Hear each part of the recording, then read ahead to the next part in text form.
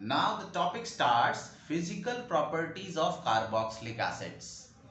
तो carboxylic acid की जो फिजिकल प्रॉपर्टीज हम पढ़ेंगे that will be under these heads. पहला फिजिकल स्टेट एंड ऑर्डर, दूसरा बॉइलिंग पॉइंट और तीसरा सॉल्युबिलिटी. तो शुरुआत करते हैं पहला फिजिकल स्टेट एंड ऑर्डर से. तो जो कार्बोक्सिलिक एसिड है इनकी फिजिकल स्टेट इनके इंटरमॉलिक्यूलर अट्रैक्शन पर डिपेंड करेगी. जितना इंटरमॉलिक्यूलर अट्रैक्शन स्ट्रांग होगा वैसे वैसे ही अपनी फेस को चेंज कर सकते हैं from gas to liquid and liquid to solid. तो अगर हम एसिड्स देखें जिसमें 9 कार्बन एटम तक हों, यानी acids up to 9 carbon atoms, ये हमारे लिक्विड होते हैं. इनमें ऑलरेडी हाइड्रोजन बॉन्डिंग की स्ट्रेंथ है, कार्बोक्सिलिक ग्रुप है, डायमर फॉर्मेशन की एबिलिटी भी है. तो अप टू 9 कार्बन एटम, इनका इंटरमॉलिक्यूलर अट्रैक्शन इतना सफिशिएंटली स्ट्रांग है कि ये लिक्विड होते हैं एट रूम टेम्परेचर. मगर इनका जो ऑर्डर होता है ये अनप्लेजेंट है. They are having unpleasant odour. जबकि जो हायर हैं, जो हायर वंस यानी 9 कार्बन एटम से ज्यादा होते हैं, उनमें फोर्स थोड़ी बढ़ जाती है तो उनकी स्टेट चेंज हो जाती है. They are just like wax like solid. Highers are wax solids और ये ऑलमोस्ट ऑर्डरलेस हैं. ऑर्डरलेस क्यों हो गए? क्योंकि इनका वॉलेटाइल कैरेक्टर कम होता है because of low volatile character. कोई चीज हमारे नाक तक तभी पहुंचेगी ना जब वो उड़कर आए, वो वॉलेटाइल हो. If it is not evaporating, it is not changing into gaseous phase, it means it will be odourless. Second है बच्चों बॉइलिंग करेंगे. Boiling point. बॉइलिंग पॉइंट अगर हम कार्बोक्सिलिक एसिड का कंपेयर करें एल्डिहाइड, कीटोन और अल्कोहल से, तो बॉइलिंग पॉइंट एसिड का ज्यादा होता है. ज्यादा होता है चाहे वो अल्कोहल हो, एल्डिहाइड हो या कीटोन हो. क्यों होता है एसिड का बॉइलिंग पॉइंट ज्यादा? क्योंकि एसिड में हाइड्रोजन बॉन्डिंग की स्ट्रेंथ है. ये O minus H plus due to electronegativity difference create हो रखा है और ये क्या करेगा, दूसरे मॉलिक्यूल्स को भी आपस में कनेक्ट कर सकता है थ्रू दिस हाइड्रोजन बॉन्ड. और दो मॉलिक्यूल आपस में जुड़कर क्या बना देंगे, डायमर. ये डायमर फॉर्मेशन हमारी वेपर फेज और एप्रोटिक सॉल्वेंट में होती है. Vapour phase and aprotic solvent यानी जिसमें प्रोटॉन नहीं मिल रहे, non polar medium. They will connect together. They don't have any other molecule to get attracted, so they will connect together, and this way their molecular mass increases, and due to increase in molecular mass the strength of van der Waals force increases. इसलिए इसमें in addition to hydrogen bond they also have the greater strength of van der Waals force. Greater strength of van der Waals force, जिसकी वजह से इसका boiling point ज्यादा होगा. जबकि alcohol में क्या है, अल्कोहल में हाइड्रोजन बॉन्ड है मगर ऐसा एडिशनल कोई van der Waals force increase नहीं हुई है. अगर कंपेरेबल एसिड और अल्कोहल हो तो हाइड्रोजन बॉन्ड दोनों में है, but in acid dimer formation lead to the greater strength of van der Waals force. जबकि एल्डिहाइड और कीटोन्स क्या हैं, they even don't have hydrogen bonding, they have only the polar attraction, resonance की वजह से पोलैरिटी डेवलप होती है which we have already studied, and that little polar attraction holds the molecules together.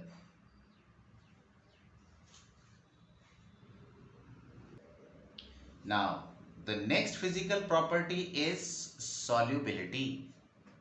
Solubility में again हम कहेंगे like dissolve like. Polar solute dissolves in polar solvent and non-polar solute dissolves in non-polar solvent.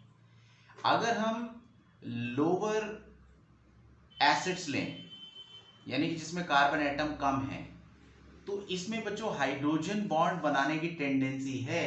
ये water के hydrogen bond तोड़ देगा और पानी में डिसॉल्व हो जाएगा. तो lower acid can break H bond, therefore they are soluble in water. मगर जैसे जैसे बच्चों कार्बन की चेन बढ़ती चली जाएगी, इफेक्ट नॉन पोलर पार्ट का बढ़ जाएगा और सॉल्युबिलिटी कम हो जाएगी. कार्बन चेन को इंक्रीज करते जाएं, their effect will start dominating. Therefore as the number of carbon atom increases, effect of non-polar part also increases. और इससे इसका इफेक्ट अगर जब डोमिनेट कर जाएगा तो सॉल्युबिलिटी डिक्रीज हो जाएगी. कहां पर? इन वाटर, क्योंकि इसमें नॉन पोलर पार्ट डोमिनेट कर जाएगा. ऐसे ही अगर डिस्कस करें हम बेंजोइक एसिड को, तो बेंजोइक एसिड में COOH है जो कि पोलर पार्ट है, but this is the benzene ring which is non polar. तो ये जो नॉन पोलर पार्ट है इसका इफेक्ट डोमिनेटेड रहेगा. अगर हम इसको कोल्ड वाटर में घोलें तो ये नहीं घुलेगा. अगर घोलना है तो हमें पानी को गर्म करना पड़ेगा. It is insoluble in cold water. अच्छा, अगर कार्बन एटम बढ़ते चले गए, नॉन पोलर पार्ट ज्यादा हो जाए, तो उस केस में किस में डिसॉल्व होगा? उस केस में कहते हैं like dissolve like. On that case जो हायर एसिड्स हैं they will dissolve in, higher लिख देते हैं बच्चों इसमें, हायर वन, ये नॉन पोलर सॉल्वेंट में डिसॉल्व होंगे. तो नॉन पोलर सॉल्वेंट का एग्जांपल जैसे बेंजीन एक नॉन पोलर सॉल्वेंट है, बेंजीन के अंदर ये डिसॉल्व हो सकते हैं. ईथर भी नॉन पोलर सॉल्वेंट है, क्लोरोफॉर्म नॉन पोलर सॉल्वेंट है, तो ये इनके अंदर उस केस में डिसॉल्व हो पाएंगे. Now before we start the chemical reactions of carboxylic acid, let us study its acidic character. Carboxylic acid acidic होते हैं. चलो हम फॉर्मिक एसिड से इस एग्जांपल को अंडरस्टैंड करते हैं. Let this is the formic acid, और अगर ये इलेक्ट्रॉन पेयर ले ले oxygen, so this oxygen will be O negative and it will release proton. अगर ये रिएक्शन रिवर्स हो तो क्या होगा? H प्लस दोबारा इस O नेगेटिव से कंबाइन करेगा और क्या दे देगा हमें? दोबारा से फॉर्मिक एसिड दे देगा. मगर बच्चों क्या होता है, ये जो फॉर्मिक एसिड है जैसे ही ये H प्लस आयन देगा तो ये बनता है formate ion. This negative ion is formate ion. और यहां पर होगा रेजोनेंस, ये इलेक्ट्रॉन पेयर यहां डोनेट करेगा and this bond will break and this way the electron pair will shift to the next oxygen atom. तो यहां पर इसके दो रेजोनेटिंग स्ट्रक्चर्स हैं और इस रेजोनेंस की वजह से ये फॉर्मेट आयन हो गया stable. It means now it will be difficult for this H plus ion to recombine with this formate ion. अगर हम इसका एक रेजोनेंस हाइब्रिड ड्रॉ करें, इसका मतलब ये हुआ कि जो नेगेटिव चार्ज है ये डिस्पर्स हो गया है. या इसको माइनस हाफ लिख लो, या ये ऐसे माइनस इन दोनों एटम पर डिस्पर्स हो गया है। तो यहां पर ये स्टेबल क्यों हुआ? क्योंकि इसमें नेगेटिव चार्ज की इंटेंसिटी कम हो गई। अब H प्लस आयन इस नेगेटिव आयन से कंबाइन नहीं कर पाएगा, और अगर कंबाइन नहीं कर पाएगा तो H प्लस आयन सोल्यूशन में पड़ा रहेगा, जिससे कि सोल्यूशन कैसा हो जाएगा? एसिडिक। तो बच्चों लिख सकते हो आप, formic acid is acidic because formate ion get stabilized by resonance. कोई भी ऐसी प्रोसेस जो चार्ज को डिस्पर्स करेगी, that will stabilize that ion, और इस तरीके से उसके बनने में वो प्रोसेस और ज्यादा हेल्पफुल होगी। Now let us study the effect of electron withdrawing group on the acidity of carboxylic acid. चलो ये मान के चलते हैं एक इलेक्ट्रॉन विथड्रॉइंग ग्रुप है जो कि कनेक्टेड है कार्बोक्सिलिक एसिड कंपाउंड से। जैसे कि हमने पढ़ा, कार्बोक्सिलिक एसिड में जब ये H प्लस आयन देगा तो क्या बन जाएगा? कार्बोक्सिलेट आयन बन जाएगा। ये नेगेटिव चार्ज रेजोनेंस से तो स्टेबलाइज होता ही है, but if electron attracting group is also attached, this charge will also disperse in this chain। तो ये जो नेगेटिव चार्ज का डिस्पर्जन जितना ज्यादा होगा, उतना ज्यादा ये नेगेटिव आयन स्टेबल हो जाएगा, and more stable is the negative ion, greater will be the ease of its formation, and thereby it will increase the acidic character. In the three cases, monochloroacetic acid, dichloroacetic acid and trichloroacetic acid, यहां पर बच्चों chlorine electron withdrawing है, तो यहां पर 2 chlorine atom electron withdrawing हुए, यहां 3 chlorine atom electron withdrawing हुए। जितना ज्यादा विड्रॉइंग इफेक्ट होगा, उतना इसका नेगेटिव आयन ज्यादा स्टेबल बनेगा, and thus the acidity will increase. चलो यहां पर कंपेयर करते हैं बच्चों हम एसिटिक एसिड को। एसिटिक एसिड के कंपाउंड्स में हमने लिया fluoroacetic acid, chloroacetic acid and bromoacetic acid. जितना विड्रॉइंग इंपैक्ट ज्यादा होगा, उतनी एसिडिटी ज्यादा होगी। Out of fluorine, chlorine and bromine, which will withdraw electron more? Fluorine.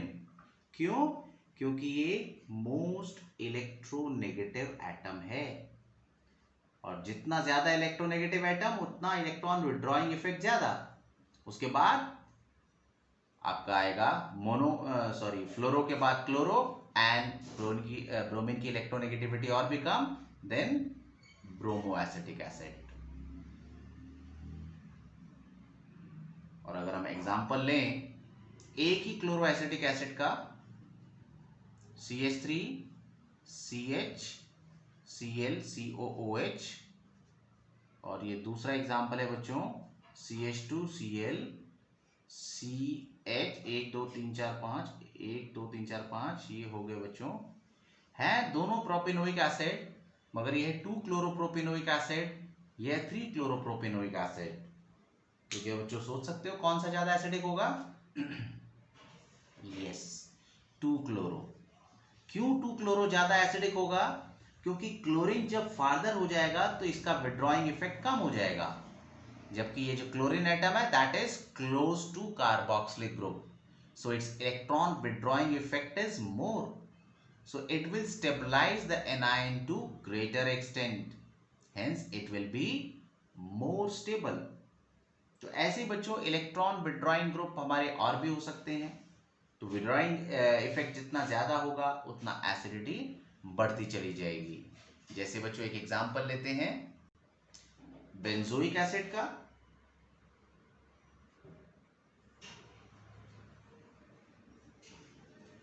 ये जब आयनाइज होगा तो बेंजोएट आयन देगा। अब यहां पर कार्बोक्सिलिक ग्रुप तो है ही, मगर इलेक्ट्रॉन विड्रॉ करने के लिए बेंजीन रिंग भी है, तो यहां पर बच्चों विड्रॉइंग इफेक्ट और ज्यादा हो जाएगा, because benzene ring also withdraws electron, so it will be stabilized by electron withdrawing effect of benzene, electron withdrawing benzene। तो इसकी वजह से it will become more acidic. अगर हम फॉर्मिक एसिड से कंपेयर करें कि कौन सा ज्यादा एसिडिक होगा, फॉर्मिक एसिड या benzoic acid, so your answer will be benzoic acid. दोनों में कार्बोक्सिलिक ग्रुप है, but here this additional benzene ring again stabilizes the anion यानी कि benzoate ion to the greater extent। जो नेगेटिव आयन बनता है इसका नाम क्या है बच्चों? This one is benzoate anion।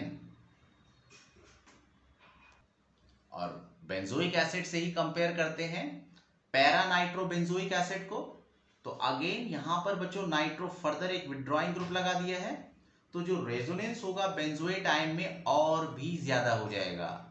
अब पहले तो सिर्फ इलेक्ट्रॉन पेयर बेंजीन रिंग में डीलोकेलाइज होते थे, now they will delocalize in the benzene ring as well as to this nitro group. और यहां पर बच्चों जैसे जैसे इलेक्ट्रॉन विड्रॉइंग ग्रुप बढ़ गए, चाहे आप डाई नाइट्रो ले लो और ट्राई नाइट्रो लोगे तो और भी ज्यादा एसिडिक हो जाएगा। तो greater the electron withdrawing effect, greater will be the acidic character।